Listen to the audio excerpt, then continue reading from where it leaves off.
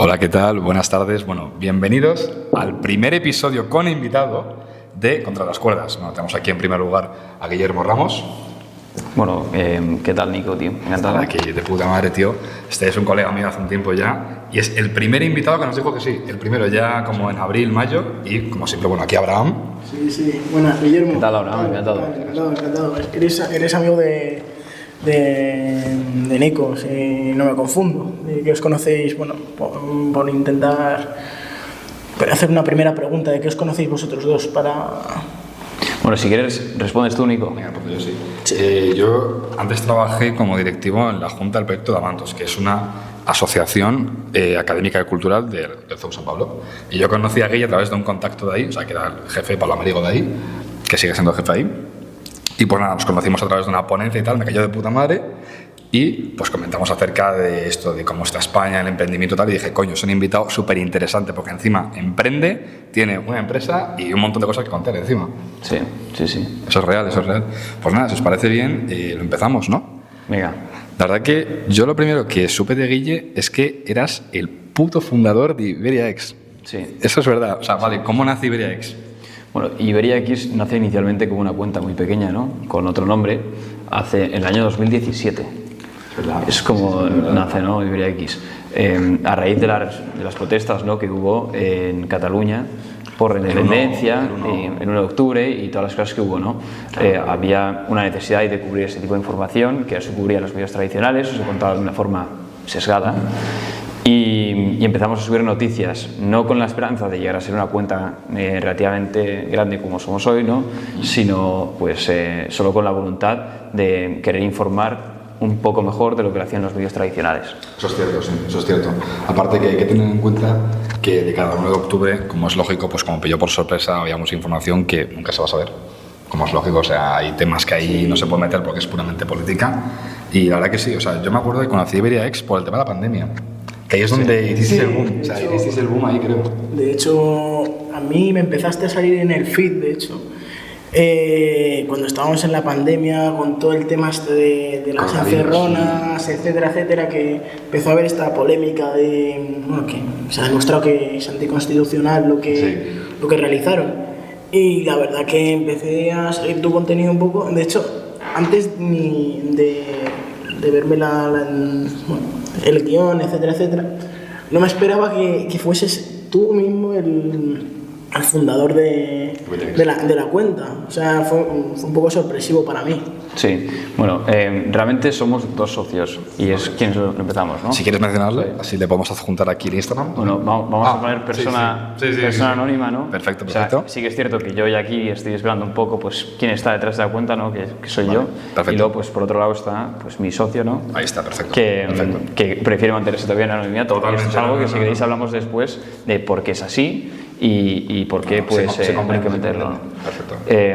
Pues sí, somos 2 personas, siempre nos llevamos los 2 y bueno, de vez en cuando pues uno se involucra más, otro menos, dependiendo un poco pues de sus circunstancias personales, ¿no? Claro, que justamente te iba a preguntar si tuvieses algún problema de cara a la pandemia, porque había mucha información que sacó IberiaX que era algo comprometida. Sí, desde luego, el tema de la pandemia es que durante ese momento en el cual estábamos encerrados y teníamos un único canal, ¿no?, de información, que era pues, los monólogos de Sánchez en la 1, ¿no?, que parecía que era lo único que se podía consumir a nivel informativo en este país y que se repetía también en todas las cadenas, se emitían en todas las cadenas y al mismo tiempo después se imprimían todos los periódicos, no sé si os acordáis, Sí, me acuerdo. que hubo en una ocasión, se publicaron en todos los periódicos del país sin excepción la misma noticia. Sí. No sé si os acordáis del titular, que tú cogías cualquier periódico y la portada de cualquier periódico era la misma. Sí, eso me gusta. sí. Eso es algo que sucede en este país porque no existe tal cosa como la libertad de prensa. ¿Por qué sucede esto? Gracias por decirlo. ¿Por qué sucede esto? Sí. Pues porque los medios de comunicación tradicionales no tienen una fuente de ingresos que les permita ejercer la libertad de expresión de forma coherente. Efectivamente, las requieren subvenciones, la financiación, son empresas deficitarias y al ser empresas deficitarias requieren de subvenciones a fondo perdido por parte del Estado, de forma continua. Eso es el gran problema, ¿no?, que tenemos a nivel informativo y de libertad de expresión en este país, que es un drama. Sí, es un drama. Sí.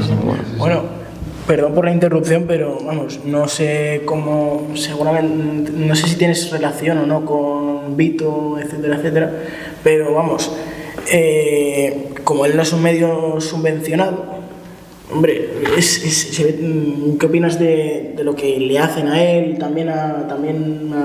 Seguramente también conoces a Adrián Rescue You, etcétera, etcétera. Sí.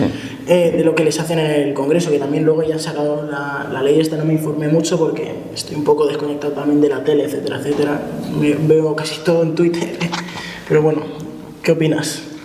Pues lo que es indudable, ¿no?, es que siempre se habla, ¿no?, de discriminación de colectivos por parte de la izquierda, ¿no? Sí. De discriminar a ciertos colectivos y tal. Y siempre la izquierda siempre ha sido adalid, ¿no?, de lo que era la libertad de expresión.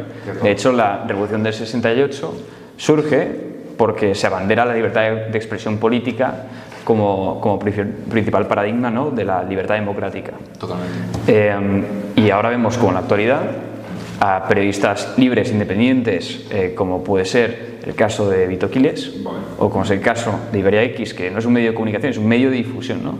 Vale. Pues no solo se censura, que ahora nos metemos en eso si quieres también, sí, de forma pues contundente y además privada, es decir, sin ejercicio público que se realice esa censura en redes sociales, sino que encima pues se les prohíbe y se les veta del Congreso, ¿no? En este caso, como bien mencionabas, se les veta. Pero se les veta de forma ineficiente porque a día de hoy Vito sigue en el Congreso. O sea, es que han hecho una ley ad hoc de cara a Vito, sí, y la ley la han hecho mal.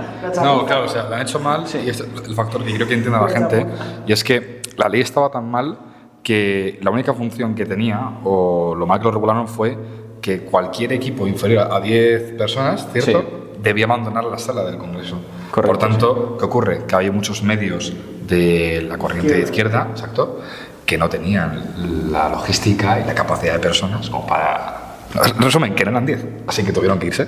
Y sin embargo, Vito sigue dentro del Congreso, ¿no? Porque Vito porque el grupo EATV, ¿no?, tiene más. Claro, Vito está metido en estado de alarma actualmente, o sea, es decir, Vito podría crear su propio medio si él quisiese, ¿no? Claro. Pero está metido dentro del estado de alarma, y dentro del estado de alarma, pues estado de alarma tiene más de 10 empleados. Claro, el requerimiento mínimo que pusieron, por lo tanto, Vito no ha podido ser expulsado del Congreso de los Diputados.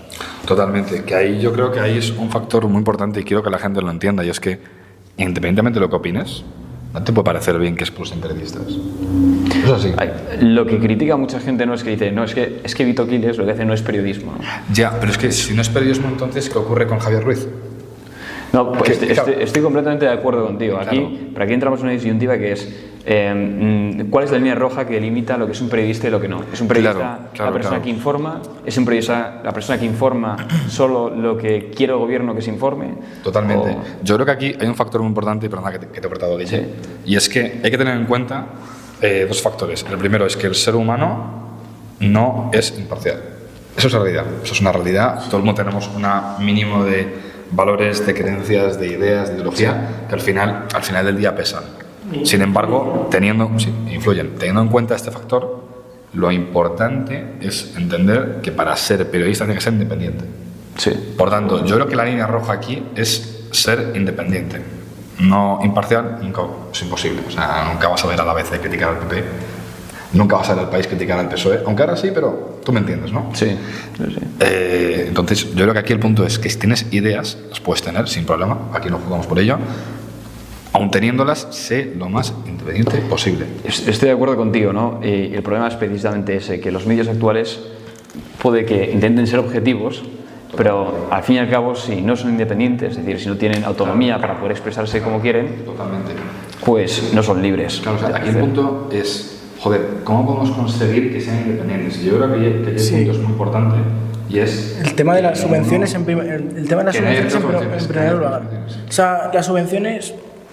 Creo que todos aquí en la mesa estamos de acuerdo que son claramente lo que influyen en que digas una cosa u otra. O sea, si yo te estoy pagando para que digas esto, pues no te vas a negar a decirlo, sino te van a quitar la subvención.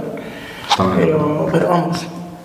No, sí, o sea, totalmente. Al final hay que entender, y es lo que pasa en España, que si tú tienes un medio que recibe fondos públicos, ese medio no es independiente, es medio del Estado. es un medio del Estado, totalmente. Sí. Entonces, eso es como la paradoja esta de si a ti te doy siempre el pez, nunca vas a querer pescar. No, por supuesto, sí. Entonces, aquí el punto es que yo creo que todo periódico tiene el derecho y debe tener una línea ideológica, si la quieren tener, porque vamos, aquí la gente tiene la total libertad de creer y de difundir de la manera en la que crean. Lo que sí es cierto es que habría un buen incentivo de cara a la sociedad en España y para reducir la polarización, y es que los medios fueran sufragados con dinero privado. Porque si quieres hacer propaganda de izquierdas o derechas, que la hagas con tu bolsillo y no el del Estado. Ese es el punto. El tema es que los medios son un mecanismo de poder muy útil. Entonces, totalmente, aunque sean deficitarios, pues pueden servir como... ¿Has visto House of Cards? No. Sí, pero hace tiempo no me acuerdo. Sí. Pero sí, son, aunque sean medios deficitarios, ¿no?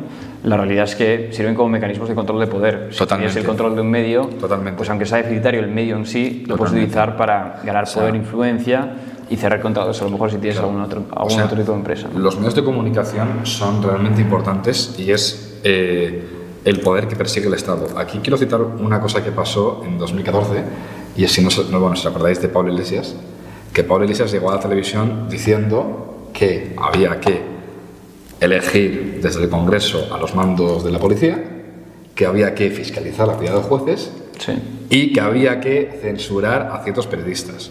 Y es que en el fondo enunció los tres poderes básicos del Estado, quitando el Ejecutivo y quitando la política. Y es que un Estado si tiene el favor de las fuerzas, si tiene el favor de los jueces y si tiene el favor de la prensa... ¿Es una dictadura? Es una dictadura. Bueno, más que una dictadura es un Estado totalitario, ¿no? Sí, bueno, de facto... Es decir... Sí. Pero vamos, o sea, aunque tú tengas cierta libertad democrática en las altas esferas del Estado, ¿no? Y los mascares de democracia, a veces se le ocurre pensar que la República Democrática del Congo es una república democrática, ¿no? Sí, o la República Democrática de Corea. Se llama así, se llama así. Totalmente. Pero bueno, por cierto, me acabo de acordar, ya que estamos abriendo este melón de la censura, etcétera, etcétera, me gustaría preguntarte sobre algo que empezó, no sé si hace 2 años ya, pero sí que tengo certeza que ya el año pasado ya empezó. En Reino Unido se sabe que están haciendo cacería brutal de gente que, bueno, hay una crisis muy gorda en Reino Unido con el tema de la inmigración, de inadaptación, etcétera, etcétera, etcétera. Y claro, la gente pues está protestando por Twitter, bueno, X, pero Instagram, etcétera, etcétera, y se están... Bueno, sí, se está haciendo cacería y está yendo la policía por ellos. Quería preguntarte sobre qué opinas sobre ese tema. Tú estás más informado que seguramente nosotros, o sea, que mí, de hecho lo estás. No quiero hablar por mi compañero, pero vamos... Sí, bueno, la realidad en Reino Unido es bastante distinta a la de España, ¿no? En muchos sentidos. Por suerte. Por suerte, ¿no? En primer, tampoco estamos en un buen camino nosotros, ¿eh? No, ya, pero en primer lugar porque ellos las cuotas que tienen de inmigración son absolutamente salvajes. Sí, es decir, creo que actualmente más del 20% de la población de Reino Unido son inmigrantes de primera generación. Que es una barbaridad. Sí, claro. Claro, si tú a esto le sumas inmigrantes de segunda generación, incluso de tercera, ¿no? Que dices, hombre, como en Francia, pues tienes el caso de que, pues eso, ahí se generan, y esta migración masiva lleva acaparando, ¿no?, el total de la inmigración durante una serie de décadas, ¿no? Pues se acaban formando guetos dentro del Reino Unido, que son países dentro de un país, ¿no? Entonces dices, ¿hasta qué punto una persona que llega de Pakistán al Reino Unido, que forma una familia en Reino Unido, pero que se niega a adoptar las costumbres propias del Reino Unido, aunque haya nacido ahí, ¿no? Es decir, el ius solis, ¿no?, que te da la nacionalidad, hasta qué punto esa persona es realmente un británico, ¿no?, un ciudadano británico. Yo creo que aquí el punto está que para poder vencer a la gratificación de Europa, porque ocurre en general en toda Europa, hay que entender que cuando tú tienes un producto de inmigrantes que vienen, o un grupo de inmigrantes que vienen, deben ir por separado a distintas partes de España. Sería la solución. En el sentido de que tú no puedes meter, por ejemplo, a 40.000 brasileños en un barrio de Barcelona. todos ahí, todos apiñados. Sí, porque se ratifica por completo. Pero de la misma forma que ocurriría con un grupo de suecos o de noruegos. Totalmente. Es como si, por ejemplo, pillamos 40.000 españoles, los llevamos a Rusia. Si llevas a 40.000 españoles a Rusia, lo más normal es que se acabe generando un gueto dentro de España. Claro, o sea, lo que hay que entender es que la manera de combatir esta identificación, que no es culpa de inmigrantes, no es culpa del Estado por no regularlo, es irlos separando en distintas partes de España. O sea, si quieren formar aquí la familia y demás y todo, habría que aprovechar, yo que sé, por ejemplo, la España vaciada, mismamente, y ir repartiéndolos para que así se junten con las personas de este país. O sea, no solo con gente de este país, sino que también se junten con gente nativa para que se adapten a las costumbres de este país. Yo estoy de acuerdo parcialmente, es decir, aquí hay un dilema, ¿no? Y es las directrices que vienen a nivel europeo, ¿no? Y que empezó Merkel en Alemania durante la primera década de los 2010, ¿no? En los cuales pues se empezó a traer de forma masiva oleadas de inmigrantes a Europa provenientes de Oriente Medio, ¿no? Pues se utiliza la excusa, ¿no? de refugiados y tal y todo esto, y con esa excusa pues llegaron a Europa un montón de inmigrantes pues de una religión que es el Islam, ¿no? Que es incompatible en muchos ámbitos con el estilo de vida europeo. Totalmente, y específicamente con el estilo de vida que llevamos en España, porque es un estilo de vida que heredamos directamente, nos pese o no, de una tradición católica, ¿no? Entonces eso choca frontalmente con el Islam, aunque seamos ateos a día de hoy o seamos aconfesionales, ¿no? Sí. Bueno, sí, el Estado se considera confesional, pero vamos, yo perdóname por esta interrupción, evidentemente quería decirlo, yo soy cristiano, siempre lo voy a decir, pero sí, nuestras bases como cultura están basadas en el catolicismo, o sea, es una cosa que yo creo que lo conoces también, que nuestra cultura se llama cultura cristiana por algo, no es que seamos cristianos de por sí, sino cultura cristiana porque está basado en el cristianismo, no por otra razón, pero bueno. O sea, al final es el punto que hay que entender que Europa, independientemente de lo que cada uno piense, se edifica en tres pilares: derecho romano, la filosofía griega y el cristianismo. Estoy completamente de acuerdo, ¿no? ¿Es así? Sí. Hay personas, ¿no? que intentan decir que hay un cuarto pilar, ¿no? Que son los valores o un tercer pilar combinado, ¿no? Que hablan de los valores judeocristianos. No es cierto, honestamente. Yo no estoy de acuerdo en ese sentido. No estoy de acuerdo. Para nada. Y es que la gente tiene que entender que incluso ni siquiera la democracia es un pilar por sí solo, porque es el propio cristianismo los gobiernos cristianos quienes han dado lugar a la democracia en Europa. O sea, realmente digamos que si no se hubiera llegado a vehicular toda Europa en torno a una misma religión, nunca se hubiera llegado a esta unión ni a este consenso de lo que pensamos de la democracia realmente. Entonces... lo bueno que tiene el cristianismo es que por primera vez en la historia, en vez de poner en foco estrictamente en Dios, ¿no? Sí. Y en las clases primarias, es decir, los valores de la antigua Roma inicialmente eran los valores de los óptimas, ¿no? De las clases superiores, los vencedores. Tú cuando te presentabas en la antigua Roma, ¿no? Como persona, decías: yo soy Cayo, hijo de la familia Julia, ¿no? Y te posicionas por encima siempre. Sí. Es decir, a día de hoy parece, ¿no? Que tenemos esa tendencia, ¿no? Que es como autodiscriminarnos, ¿no? Para formar parte de un colectivo, y con eso ganamos la superioridad moral cuando entramos a un argumento. Y eso está mal. O sea, pues al final... incluso eso proviene, es herencia directa del cristianismo, porque se entiende que en la debilidad muchas veces existe una fortaleza, ¿no? Totalmente. Yo creo que al final hay que tener en cuenta que esto que está comentando es que al final, digamos que la democracia es un vehículo griego para Europa.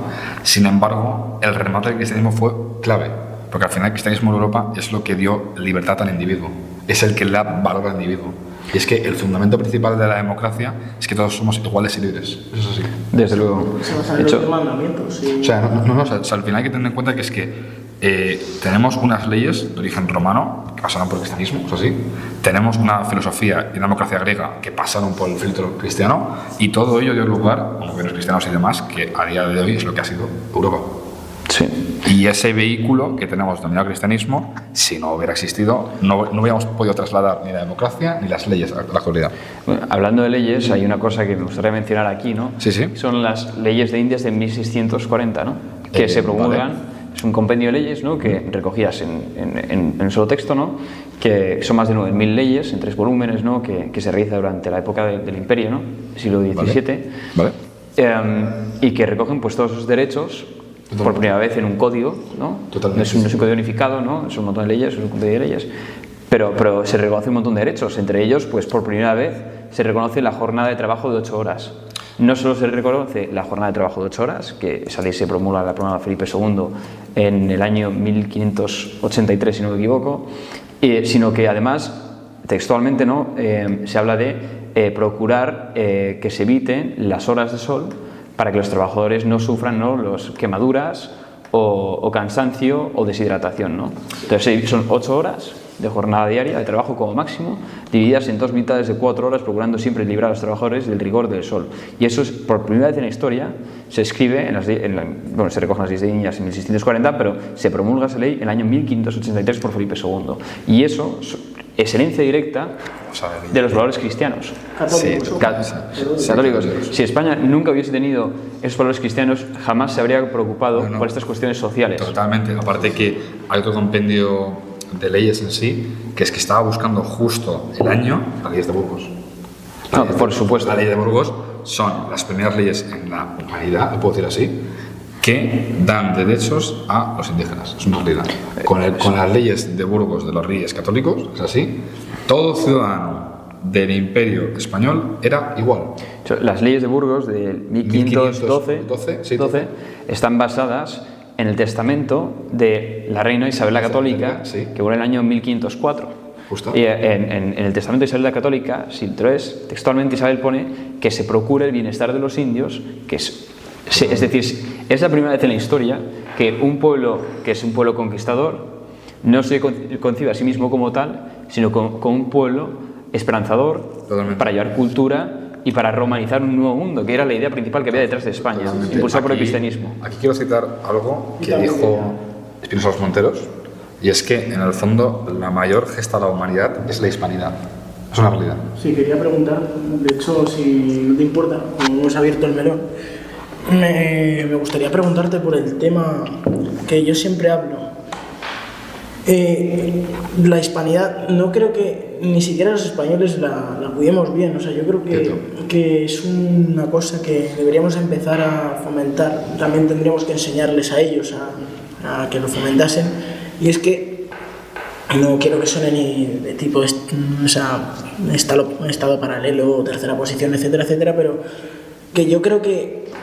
¿Qué opinarías si nosotros intentásemos salirnos de la órbita de lo que es Unión Europea e intentar juntarnos con países que son en verdad próximos a nosotros de verdad, porque las cosas como son? Un alemán no tiene tanto que ver con un español como un argentino con un español.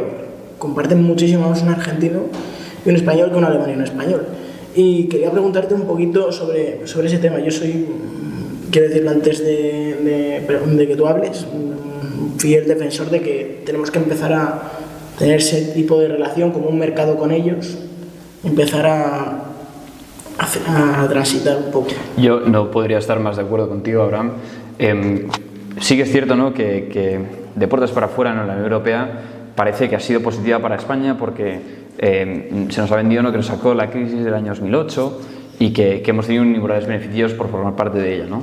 Pero por otro lado, lo que tú dices, yo creo que no se pone nunca en valor, ¿no? Sí, los valores culturales. Los valores culturales, es decir, ¿qué tenemos en común realmente, ¿no?, nosotros como pueblo, con, a lo mejor, y culturalmente sobre todo, con una persona de Suecia o una persona de Letonia, ¿no?, o de Estonia? Es decir, tenemos mucho más que ver con un argentino, sí, o incluso un mexicano, sí, un chileno, sí, que con una persona de Letonia, ¿no? No, o sea, está claro, al final hay que tener en cuenta que el mayor logro del protestantismo, Doctrina Monroe, toda esta, ¿me entiendes? O sea, los calvinistas, Lutero, toda esta gente, es separar a los pueblos hispanos de España. Sí, es una realidad. Encima. O sea sí, es el mayor logro que ha tenido el protestantismo, sin duda. Y es convertir el relato de nuestra unión en su misión. Es así. Por supuesto. O sea, yo creo que el imperialismo tanto británico como francés en su momento, como actualmente el imperialismo yanqui, ¿no? Irlandés, por supuesto, que es todo el eje protestante, ¿no? Salvo Francia, pues le interesaba, ¿no? Producía intereses balcanizar toda la cultura hispánica. Totalmente. Y ahí se puede ver un ejemplo muy claro, ¿no? Y es por qué la independencia de los antiguos virreinatos españoles se parten en innumerables países, ¿no? Que tenemos un montón de países a lo largo de todo el eje hispano, y sin embargo los territorios portugueses en América, que era básicamente Brasil, en vez de independizarse un montón de territorios distintos, se independiza como uno solo. ¿Por qué es esto? Porque Portugal fue aliado histórico de Inglaterra. Entonces, eso es algo para reflexionar, ¿no? Es decir, las independencias, ¿no?, que se produjeron a lo largo del siglo XIX por parte de la élite criolla, ¿no?, se hicieron con el apoyo principalmente, ¿no?, de Inglaterra y de Francia. Y de hecho los barcos, y hay documentos, ¿no?, que así lo avalan, que la primera expedición de San Martín al Río de la Plata, ¿no?, se hizo en un buque francés financiado desde ciertos círculos de la masonería inglesa. Totalmente de acuerdo. O sea, sí, o sea, es que es un tema que la gente tiene que entender que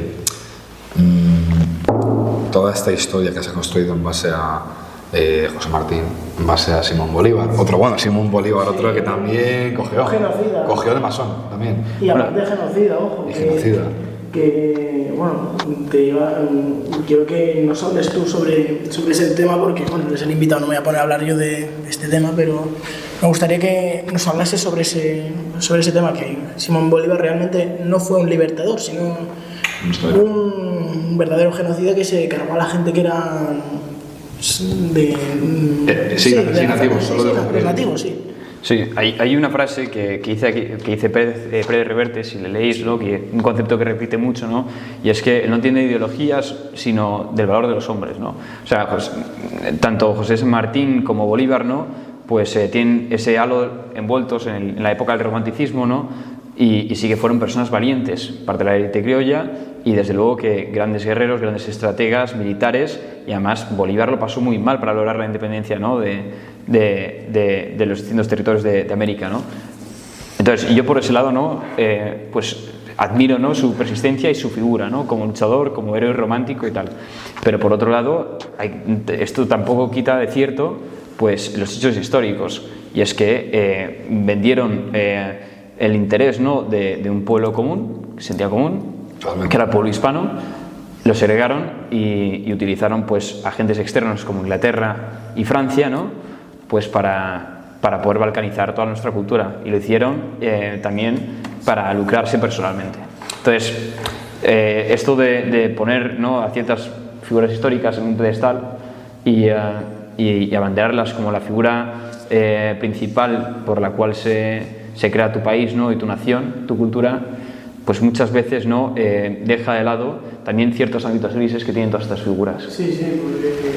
Totalmente de acuerdo. Yo quería rescatar una idea de antes, que es que nos pusimos un poco del guión, y era que, bueno, comentamos con esto de Iberia X, cuando tú hiciste la cuenta, ¿qué valores o ideas querías como transmitir a las personas? Sí.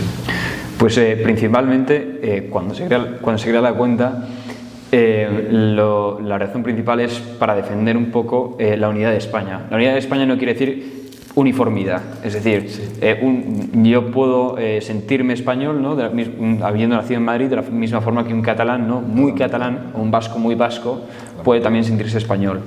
Entonces, ese es un concepto fundamental, que unidad no quiere decir uniformidad, todos somos diferentes, pero el valor fundamental que tiene que haber detrás de todo ello es que realmente todos formamos parte de una misma voz, de un solo pueblo, ¿no?, que es el pueblo español. Entonces, siendo castellano, vasco, andaluz, aragonés, catalán, lo que sea, todos formamos parte de una comunidad en común, todos tenemos una cultura común y todos tenemos una vocación universal en el destino que es el destino de España, ¿no? Totalmente.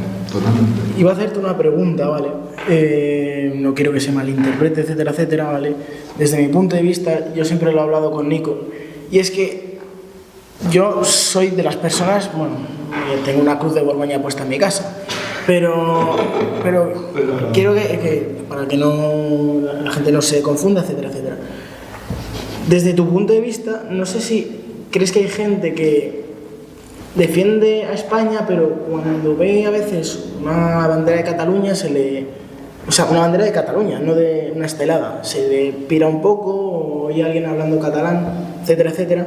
¿Tú no crees que desde nuestro... O sea, no hemos hecho como suficiente trabajo por intentar hacerles ver a ellos y hacernos ver a nosotros como que el catalán, el euskera o el gallego son lenguas españolas en lugar de lenguas nacionales de otra parte? Porque siempre que veo esto, veo como que la gente lo separa y claro, lo único que hace es un efecto contraproducente. No sé si me he explicado bien. Sí, por supuesto. De hecho, aquí el problema de esto es que heredamos los nacionalismos y los problemas, ¿no?, que hoy no tenemos presentes de las guerras, ¿no?, carlistas del siglo XIX en España, que esto es lo que desenvuelve todo esto y lo que genera todos esos problemas. Entonces, hasta el reinado de Felipe V, por dar un ejemplo, en lo que es a día de hoy Valencia, la Comunidad Valenciana, no se impone el castellano como lengua principal. Es decir, hasta muy entrado el Imperio Español, la lengua que se hablaba en la calle y en lo que es el litoral valenciano era el valenciano o el catalán, ¿no? Y posteriormente y gradualmente se va imponiendo el español desde el gobierno central, ¿no?, en Madrid, esto con la llegada, ¿no?, de los Borbones con Felipe V. También es cierto, ocurre lo mismo en Aragón, ¿no? Y decimos que se va imponiendo el español, pero es que no se impone el español, se impone el idioma de Castilla, que es el castellano. Entonces, aquí hay un montón de conceptos, ¿no? Pero si nos remontamos incluso un poco más atrás para ver la naturaleza de España y que realmente todos estos idiomas forman parte de nuestra cultura en común, hay un ejemplo muy gráfico y es durante la Reconquista, ¿no?, en el caso de Murcia. Sí. Murcia primero es conquistada por Castilla y posteriormente, ¿no?, pues una invasión de carácter musulmán retoma lo que es a día de hoy Murcia. Pues Castilla había quedado completamente mermada de sus fuerzas y no podía retomar de nuevo la ciudad.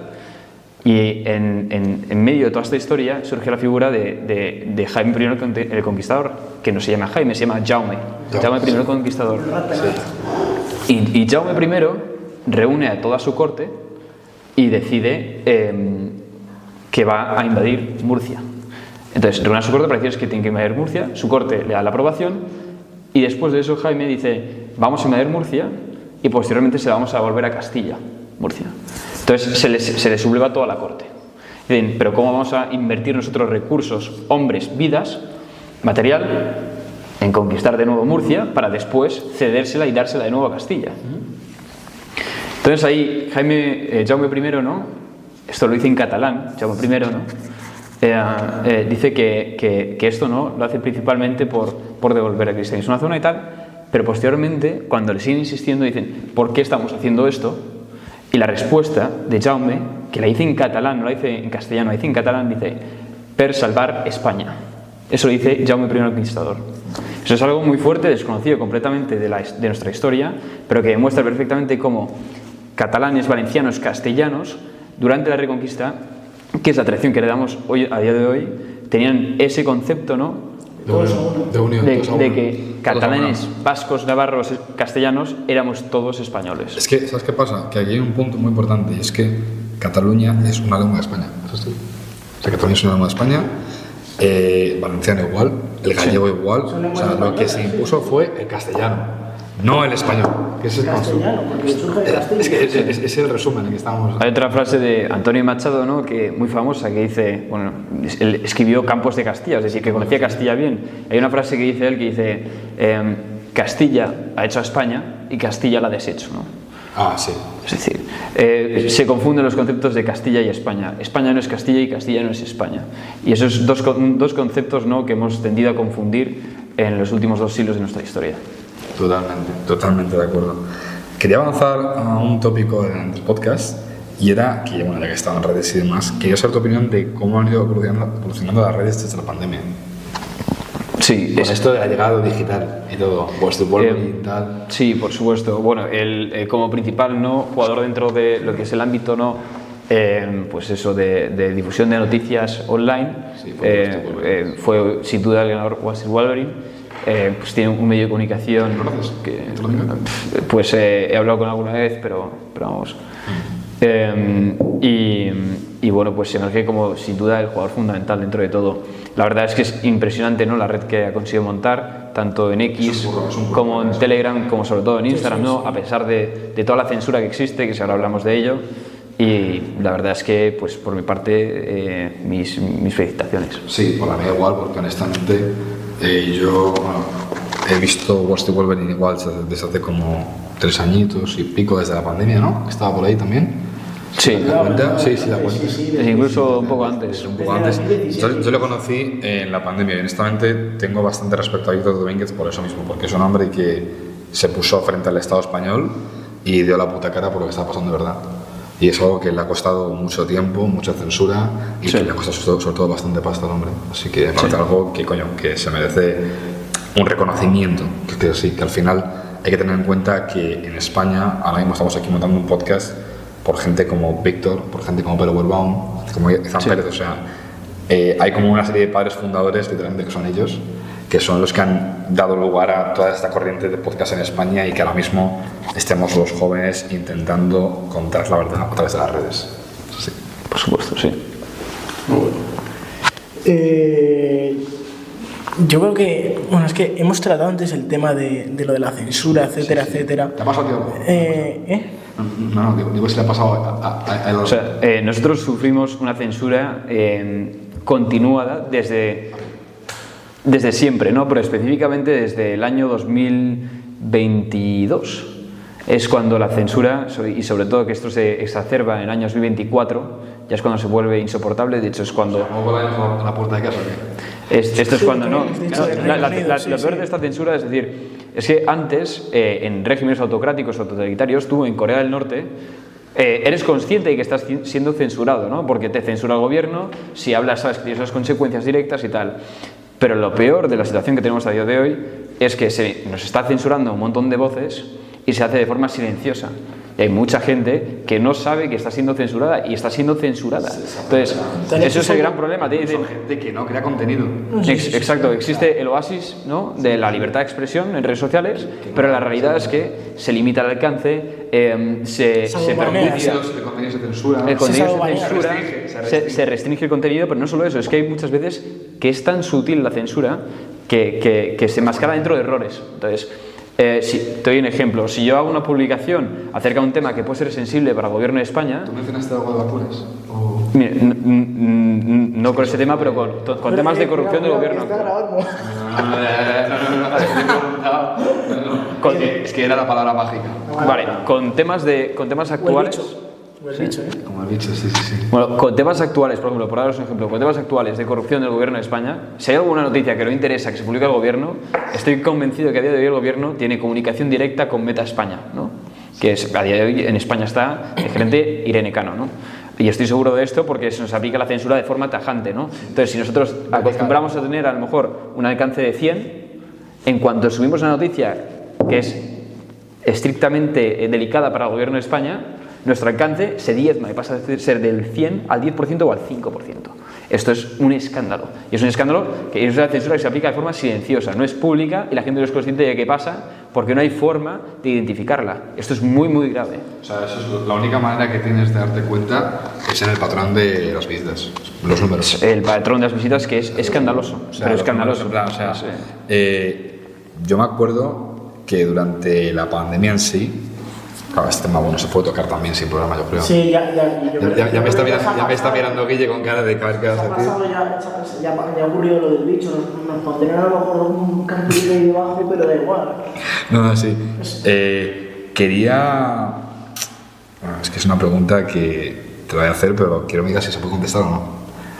¿Tú qué opinas del caso de la patada en la puerta de la policía? Bueno, de ese caso sí que te puedo dar mi opinión. Vale. Te pregunto porque estamos en confianza y... Sí, no, por supuesto. O sea, de hecho, no sé si fue la Policía Nacional o fue la Guardia Civil. Policía Nacional. ¿Fue Policía Nacional seguro? Sí. Bueno, en cualquier caso, eso desde un punto de vista estrictamente jurídico y legal, bueno, de hecho hubo un montón de problemas respecto al tema, ¿no? Y creo que se sancionaron a los policías, a los guardias civiles, ¿no?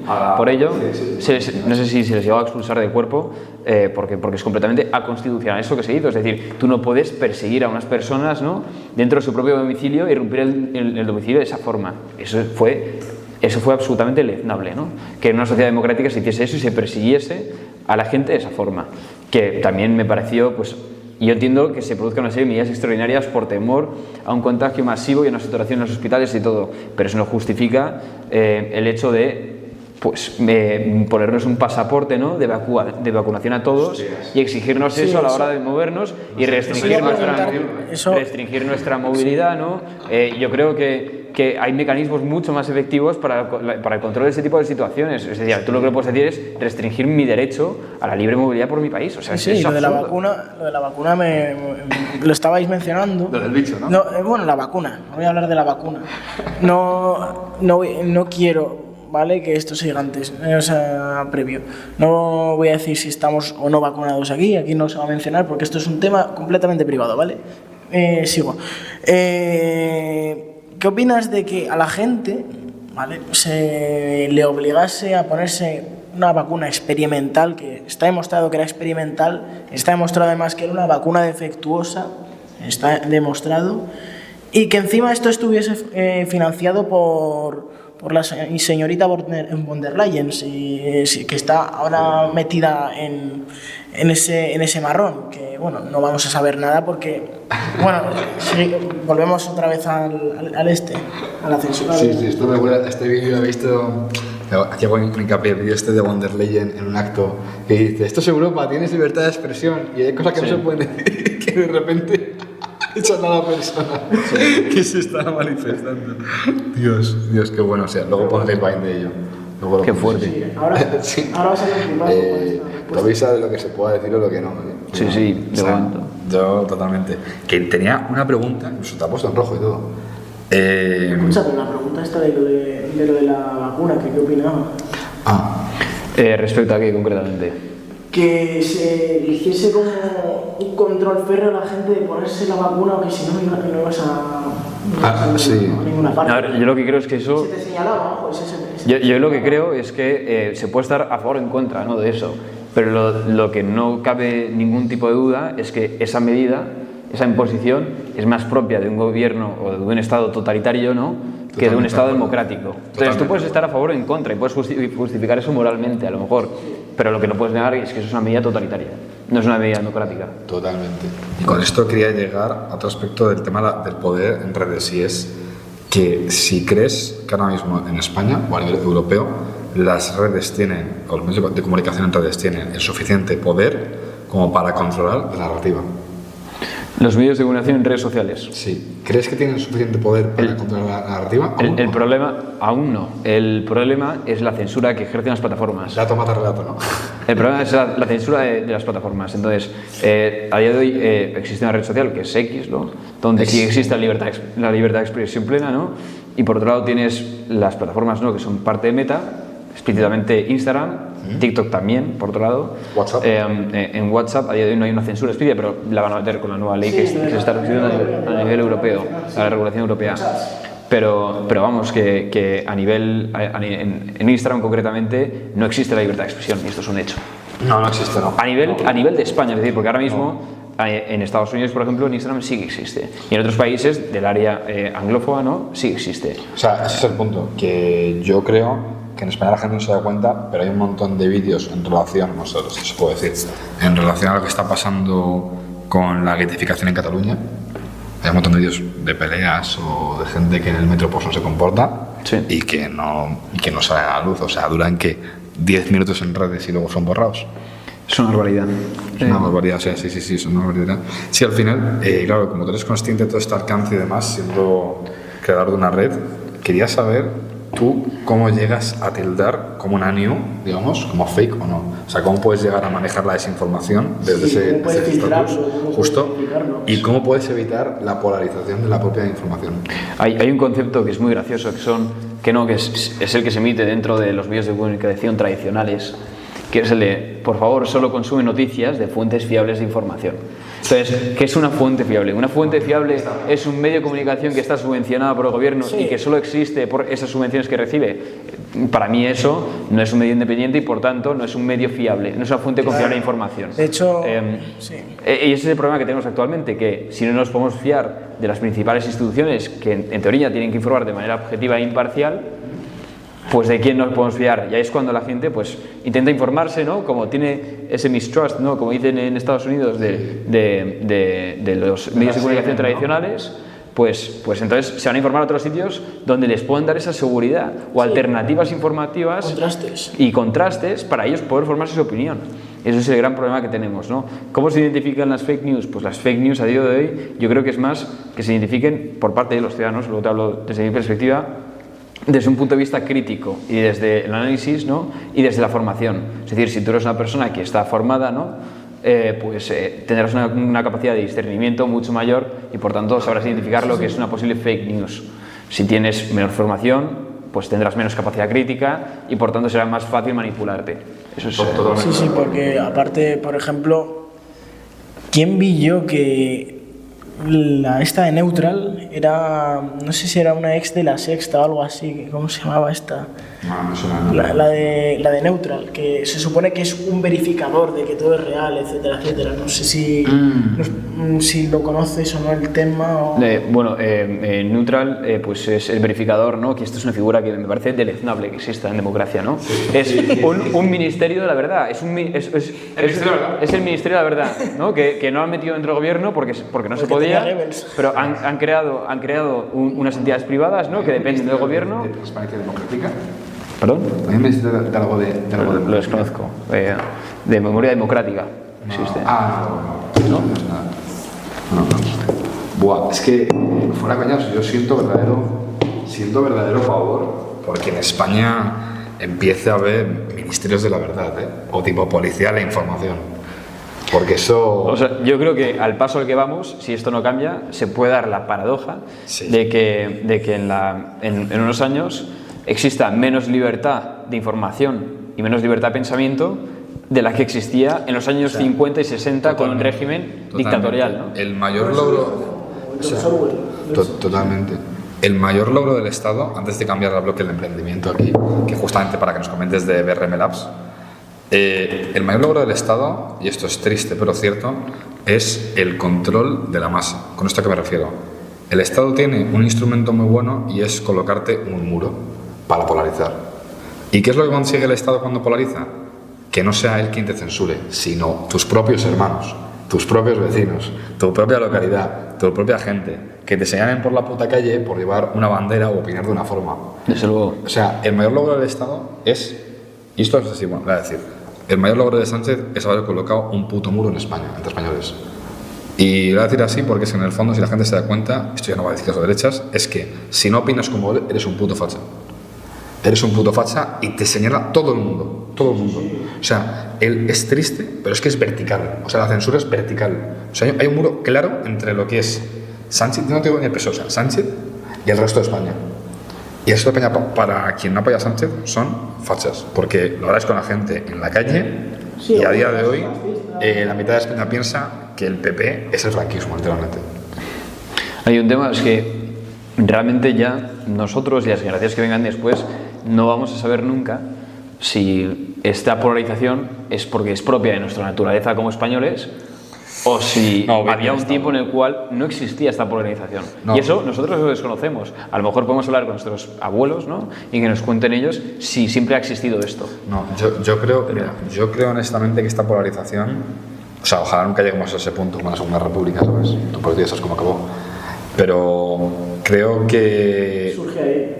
O sea, creo que la España del consenso entre Felipe González Aznar era una España mucho más calmada, en la que no había tanta segregación de opiniones, que ya no es tema, esto ya no es tema de a quién votas, sino el partido. Te lo prometo, es que aquí ya te ven con una bandera de uno o de otro por colores que se cagan en tu puta madre.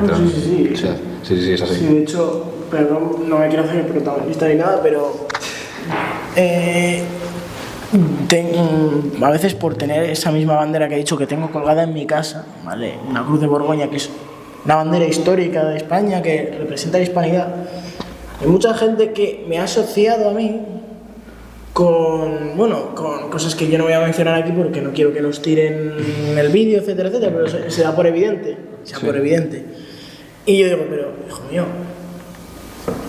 no sé si tienes tú la sensación de que en España, que bueno, no está en el guión esto, pero hay un grave problema de que no se nos enseña historia como se debería enseñar, no se enseña de dónde vienen nuestros símbolos, de dónde viene de dónde viene cuál, no se nos enseña nada. Por eso también el tema que hemos tratado antes, de que también gente que es de nuestro acuerdo o de nuestra esfera, también, como no se nos ha enseñado, es dicha, la historia bien, y se nos ha polarizado, pues tendemos a pensar de que quien habla en catalán o euskera, etcétera, etcétera, o quien tiene una cruz de Borgoña es esto o tal.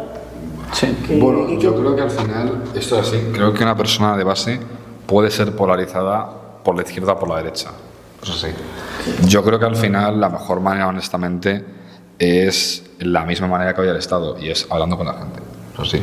O sea, la mejor manera de entender cómo funciona la izquierda es que sigas manteniendo colegas de izquierdas, Sí. que leas sobre qué es la izquierda y que te informes ahí ya que opines. Eso sí. O sea, yo tengo amigos que son abiertamente del PSOE, que le hablo con ellos lo que está pasando en España y están de acuerdo conmigo, que es que da asco la polarización que hay.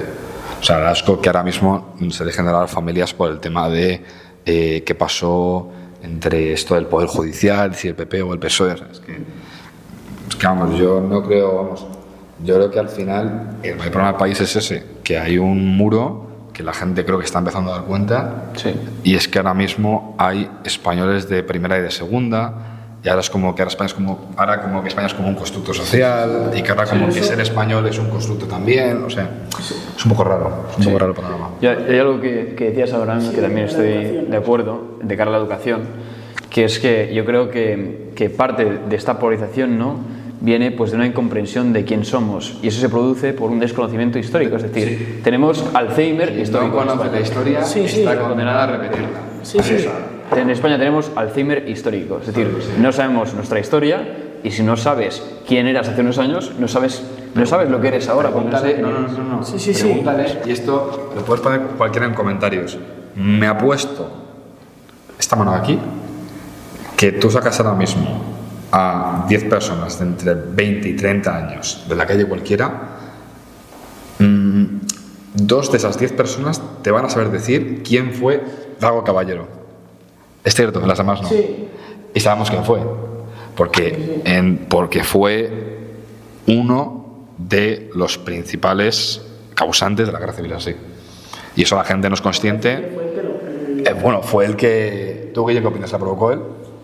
A ver, yo creo que fue... reducir a que la guerra civil la provocó Largo Caballero es un poco simplista. O sea, yo creo que fue... yo creo que contribuyó De manera decisiva. Yo creo que hay un montón de actores, ¿no?, que contribuyeron de forma decisiva a lo que se invocó después en una guerra civil, que no era una guerra civil inicialmente, era una sublevación militar que se invocó en guerra civil. Exacto. Pero de hecho el caldo de cultivo, ¿no?, de lo que fue la guerra civil fue la Revolución de Asturias de 1934, Sí. que fue suprimida por el propio gobierno, la Segunda República, de forma completamente feroz. ¿Y sabéis quién suprimió el golpe, no? Bueno, de hecho el golpe lo suprimió el general Franco en aquel momento, que era el general más joven de la historia de España. Sí.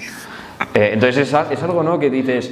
Memoria histórica, literal, Bueno, es correcto, o sea, yo creo que, y espero, yo creo que a día de hoy es imposible, ¿no?, o para mi juicio lo es imposible que lleguemos a un conflicto ideológico y una polarización tal que se den casos similares a los que se daban en la Segunda República en el año 33, 34 y 35, incluso en 36, justo antes de la guerra, que era insostenible esa situación, ¿no? Que eso es lo que se invocó en la guerra. Totalmente. Yo espero que eso nunca se vuelva a dar, y yo creo que nunca se volverá a dar. Totalmente. Yo creo que al final, antes de cambiar de bloque y pasar al emprendimiento, por fin, y ese es un mensaje que quiero que la gente lo entienda, si tenéis amigos de izquierda o de derechas, llevaos con ellos, amad al de al lado. Es así, o sea, aunque os lo diga el Estado que no, amad al de al lado, porque son vuestros amigos de familia, no los cambiéis por una ideología, porque eso es lo que va a fomentar que el país acabe así de nuevo. Exacto, o sea, por encima de cualquier ideología política está la persona. Es decir, tú no puedes ver a una persona o dejar de hablar a una persona o dejar de ser amigo de una persona por diferir en ideas políticas, aunque sean conceptos muy básicos en los cuales podáis tener diferencias. Es decir, las personas estamos por encima de las ideas. Totalmente. Las personas estamos por encima de la política siempre.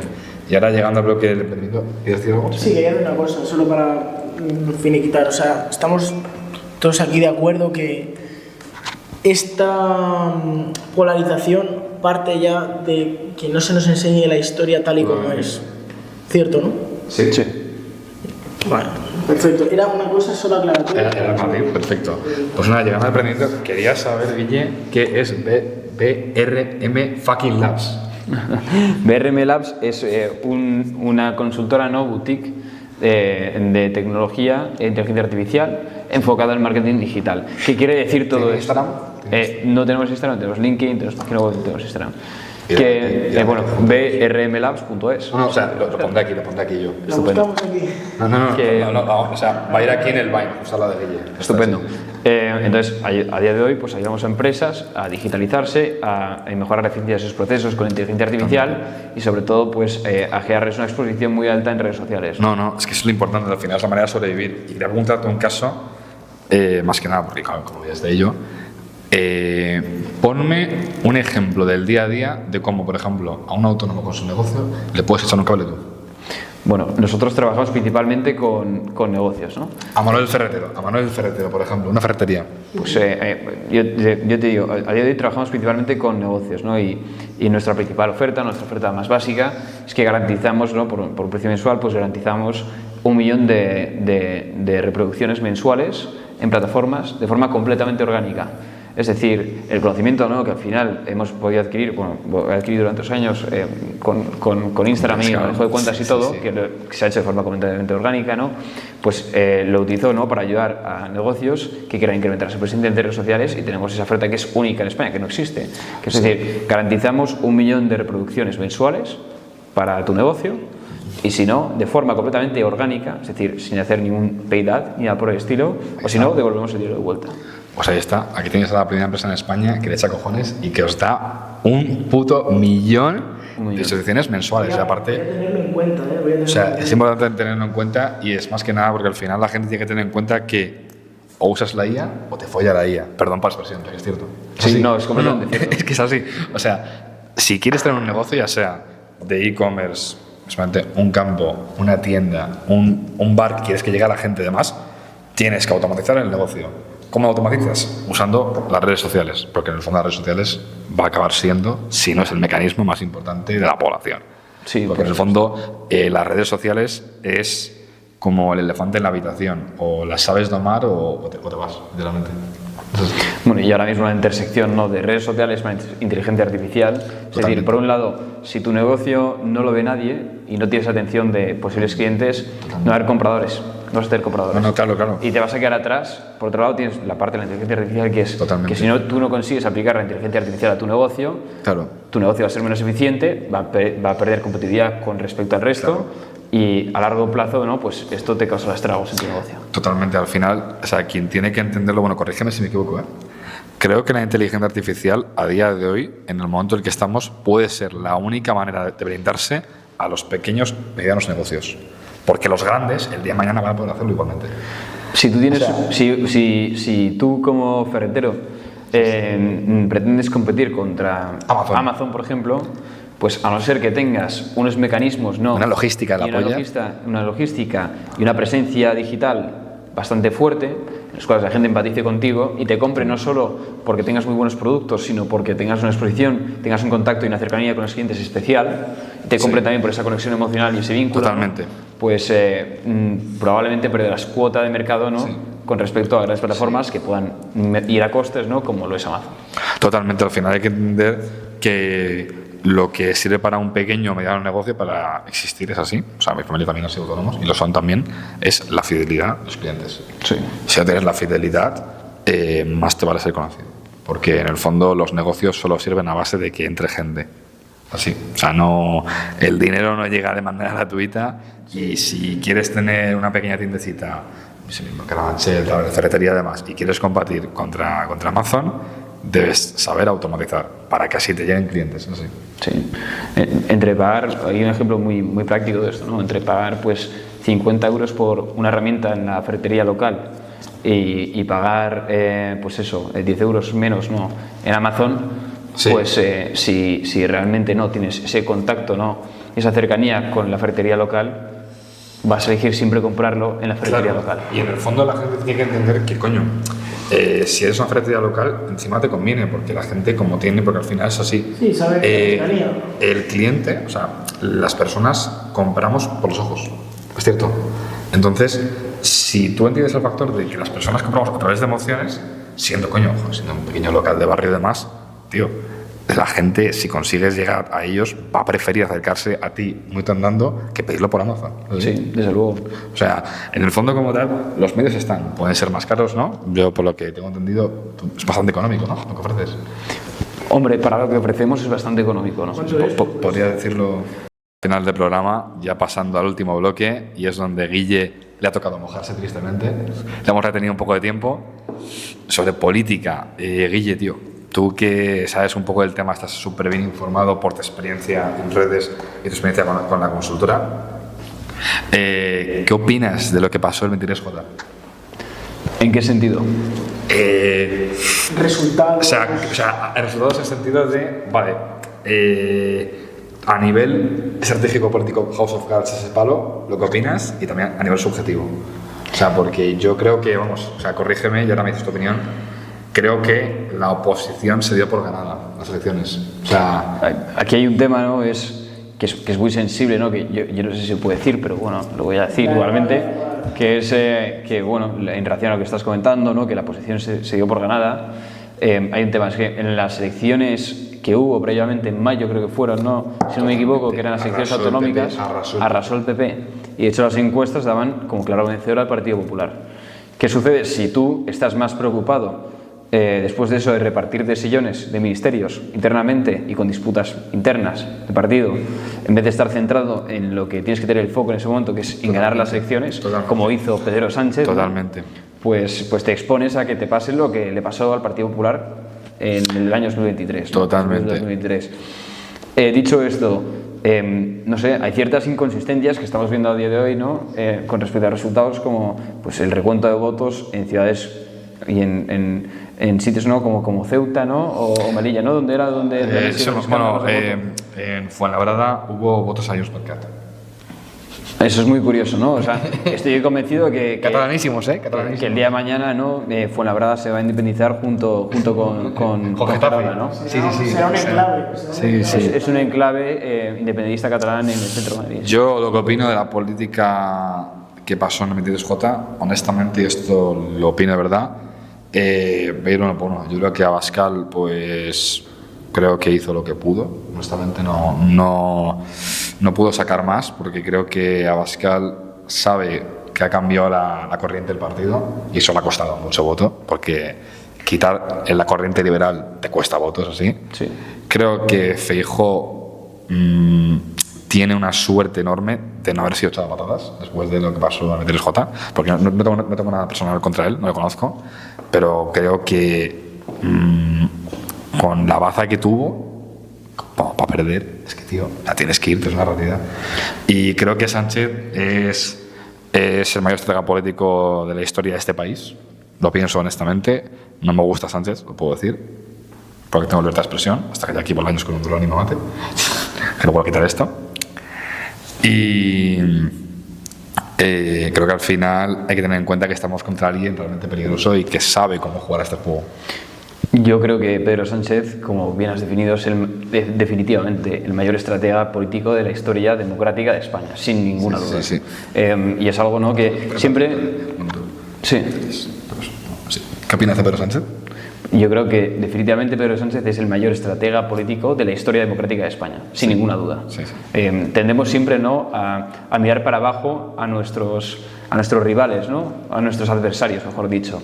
Y realmente, si te pones a analizar fríamente las capacidades que tiene Pedro Sánchez, tanto de resistencia como a nivel particular la ambiciosa persona que tiene, que consigue contagiar al resto de su equipo y consigue materializar en resultados tangibles y salvar los muebles en las elecciones, y no solo salvarlos, sino sacar unos resultados bastante buenos en las elecciones del 2023 y conseguir formar una coalición que se llamaba Coalición Frankenstein de gobierno en el año 2019, cuando se llamaba Pedro Sánchez de Breve. Es decir, a mí me parece, desde un punto de vista, y yo que conste, ¿no? Públicamente, que probablemente estén las antípodas políticas de Pedro Sánchez en el 80%, ¿no?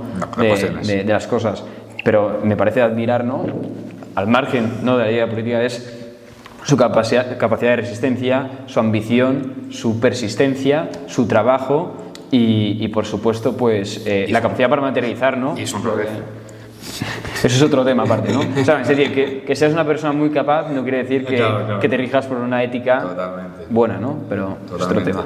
Yo quería tocar, que bueno, si quieres preguntarlo tú, Auri, o me dejas a mí, este tema, este de aquí, y era... Sí, yo quiero hablar de ese tema. Sí. Un tema que... Bueno, si me puedes prestar por favor el micro. Sí. Auri, ¿qué opinas de lo que está pasando en África con los genocidios de cristianos? Bueno, es más bien qué opina él, porque sí, claro, antes quiero hacer como una breve introducción.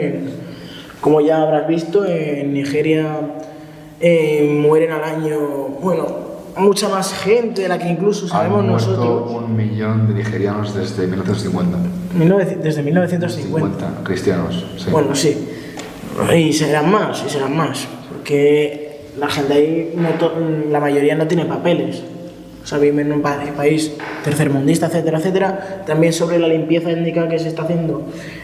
Bueno, yo soy una persona adoptada de Etiopía, soy adoptado por padres españoles de aquí, pero no hay que negar el origen de donde ha salido. Eso sí, mi cultura 100% española. Pero en ese país se están cargando a todos los cristianos, está habiendo una sustitución tanto étnica como religiosa de gente somalí, que es musulmana mayoritaria, por gente que es local de Etiopía, que son todos cristianos. Y también, bueno, lo que ha pasado en Siria, que pasaron de ser un país que era un 40%, ahora un 5% de cristianos, sí, bueno. Líbano era un 80%, ahora un 40%, Irak igual, el genocidio armenio, claro, o sea, todo eso. Perdón por explayarme tanto y hablar demasiado, pero o sea, ¿qué opinas de ello de esto? ¿Por qué crees que esta información no llega? Pues estoy completamente, ¿no?, de acuerdo con lo que comentabas, Abraham. Estamos acostumbrados, ¿no?, a ver en noticias el genocidio palestino, ¿no? Que luego nos podemos meter con este tema también, y sin embargo no se hace causa común con pues, países de África, ¿no?, en los cuales por motivos religiosos pues, y étnicos, ¿no?, se persiguen a colectivos enteros y se les asesina. Y hay asesinatos y esos son genocidios, o sea, con todas las letras. Desde aquí, desde el podcast... ¿Qué está pasando eso? Etiopía, además, históricamente, es de los primeros países, naciones cristianas de la historia, no de África, de la historia. Es decir, el cristianismo se expande, tiene una rama que se expande a Etiopía directamente y los misioneros van ahí. De hecho, esto se refleja después en que durante la colonización de las potencias europeas en el siglo XIX, Etiopía es el único país de toda África que consigue resistir toda la colonización europea. Y actualmente que se reemplace, ¿no?, étnicamente a la población local, pues de forma étnica, y por otro lado pues se imponga una religión que no es la religión originaria de Etiopía, pues sí que es cierto que es un dilema bastante grande, ¿no? Y tenemos esa comparativa, ¿no? Es decir, a día de hoy se manda una flotilla a Gaza, ¿no? Sí. Para que no, sinceramente, una flotilla que tiene como voluntad principal, o si la tuviese, ¿no? Bien queda. Sí, pero cuya intención realmente es mandar ayuda humanitaria. Otra cosa es que cómo se enmascara luego después, pues que otra cosa, ¿no? Pues que no se haga lo mismo con países que están sufriendo cosas mucho peores, ¿no? O que no se ponga eso en valor, pues la verdad da que pensar, dices, hasta qué punto la flotilla no se realiza por motivos políticos y no por la voluntad real, ¿no?, de ayudar a gente que está sufriendo. Es una pena porque honestamente sí pienso que el pueblo gazatí está sufriendo, porque al final, creáis o no, independientemente lo de Hamas, Israel, demás, lo están pasando más la gente ahí, lo pasa realmente mal, pero creo que de ahí instrumentalizar toda esta la política y demás, que es una flotilla, que si tal, creo que es un bien queda, honestamente. Sí. Creo que es un... Para mí hay un paralelismo muy bueno, y es que durante la Dana, aquí en España, que ocurrió aquí en España, no a miles de kilómetros de distancia, a la otra orilla del Mediterráneo, ¿no?, opuesta, aquí en España. Sí. Una tragedia impresionante, ¿no? Pues por parte de la izquierda, ¿no?, que es la principal defensora actual del pueblo palestino en Gaza y una de las principales pues corrientes políticas que abandera la flotilla, pues se criticó mucho, ¿no?, a ciertas organizaciones juveniles de la derecha que fueron ahí a ayudar y a sacar barro con palas. Sí, hablamos de revuelta, ¿no? Sí, entre otras, que fueron ahí a sacar palas de barro en Catarroja, ¿no? Y en el resto de municipios de las zonas más afectadas por la Dana, ¿no?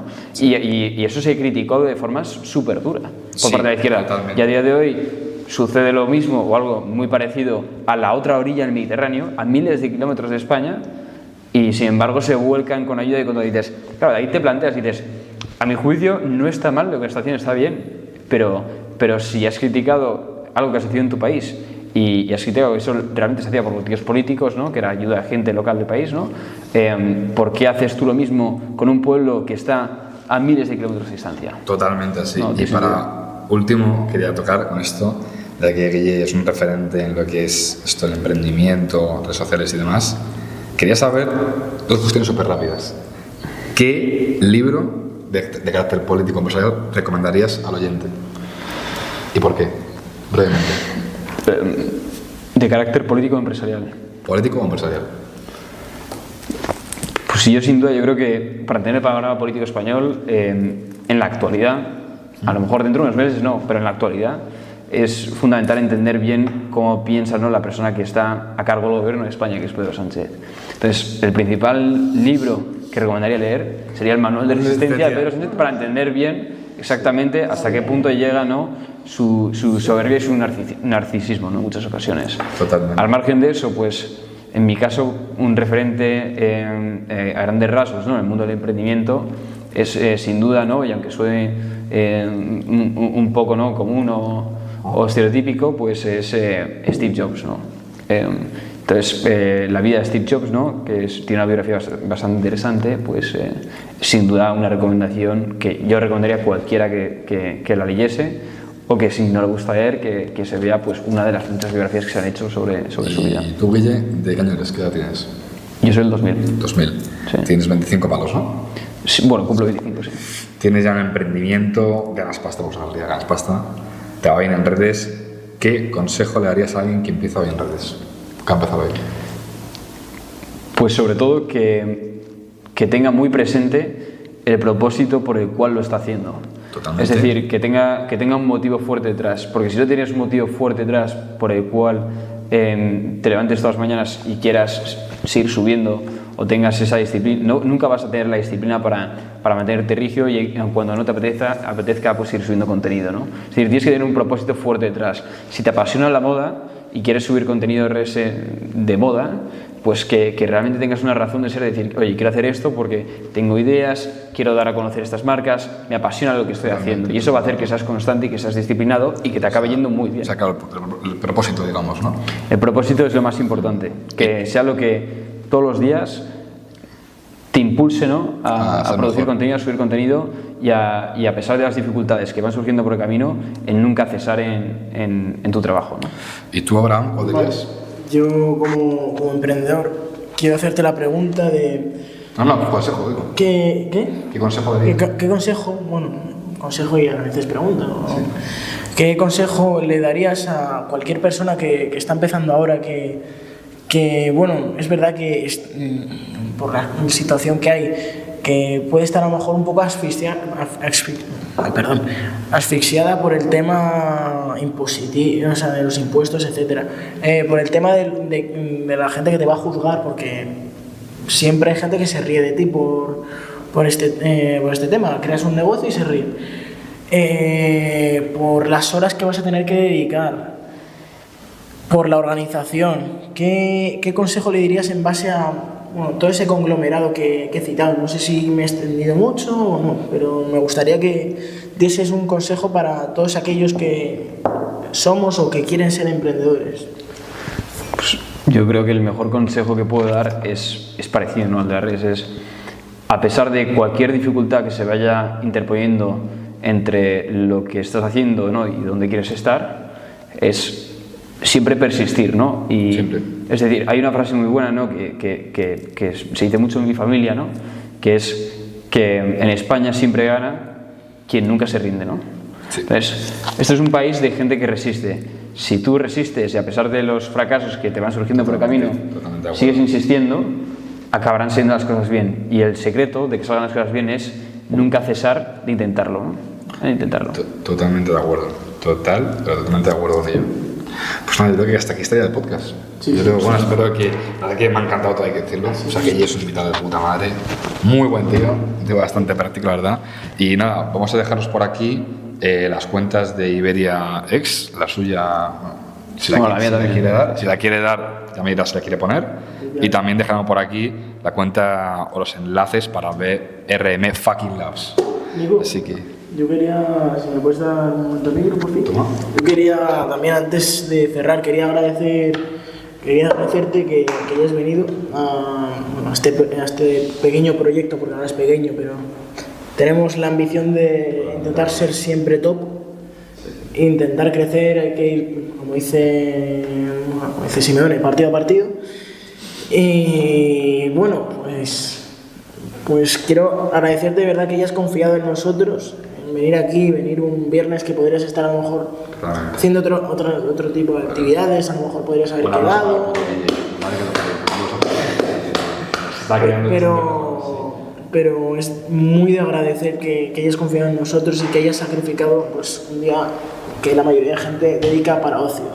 Lo agradezco de verdad. Pues, a mí me gustaría también decir algo, y es daros las gracias a los dos, a Abraham y Nico, por supuesto, por traerme hoy aquí, ¿no? Y la verdad es que he estado encantado, ¿no? de hablar con vosotros. Totalmente. Y bueno, yo estoy seguro que os va a ir muy bien con el podcast. Muchas gracias. O sea que enhorabuena por esto que habéis montado y a tirar para adelante. Yo quería dejar una pequeña muletilla, y esto es justamente que dijeron a Pérez Reverte, pero le cambio el nombre. Ojalá hubiera en España más Ramón Morales y menos Iglesias Turrión.